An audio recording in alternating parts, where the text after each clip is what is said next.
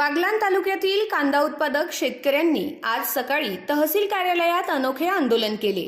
रयत क्रांती संघटनेचे उत्तर महाराष्ट्र प्रमुख दीपक पगार यांच्या नेतृत्वाखाली शेतकऱ्यांनी तहसीलदार कैलास चावडे यांच्या दालनात सलग 2 तास बसून ठिय्या आंदोलन केले।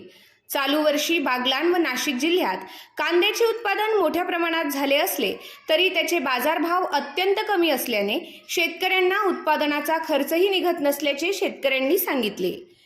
शेतकऱ्यांनी दिलेल्या माहितीनुसार मुख्यमंत्री देवेंद्र फडणवीस यांनी कांद्याचा 1235 रुपये प्रति क्विंटल भाव जाहीर केला असला तरी प्रत्यक्ष खरेदी कुठेही होत नाही।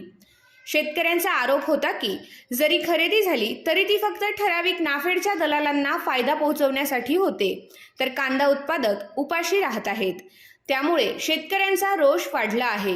आंदोलनावेळी शेतकरी संघटनेचे नेते दीपक पगार, खेमराज कोर, प्रवीण अहिरे, शिवसेनेचे लालचंद सोनवणे, अंताजी कोर, किशोर कदम, त्र्यंबक खैरनार, राजेंद्र सावंत, प्रवीण अहिरे, प्रकाश देवरे, विनोद पाटील, निलेश धोंडगे, सुभाष शिंदे, राजीव सावंत, मयूर नेरकर, राजेंद्र अहिरे, रवींद्र सोनवणे, देविदास अहिरे आणि पोपट अहिरे यांसह अनेक पदाधिकारी व कार्यकर्ते हजर होते। आंदोलनाला काँग्रेस, राष्ट्रवादी काँग्रेस आणि शिवसेना उद्धव ठाकरे गट यांचा पाठिंबा मिळाला होता।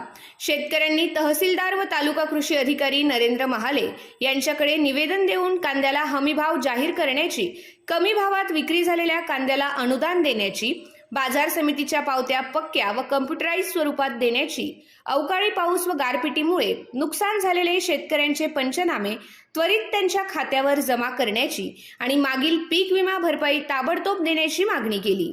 सलग 2 तास तहसीलदारांच्या दालनात बसलेल्या शेतकऱ्यांना तहसीलदार कैलास चावडे यांनी समजूत घालून आंदोलन स्थगित करण्याचे आश्वासन दिले, ज्यावर शेतकऱ्यांनी आंदोलन स्थगित केले। दरम्यान आरई येथील शेतकरी देविदास अहिरे यांना फोनवरून त्यांचा कांदा फक्त 400 रुपये प्रति क्विंटल दराने विकला गेला असल्याची माहिती मिळताच ते चक्कर येऊन जमिनीवर पडले।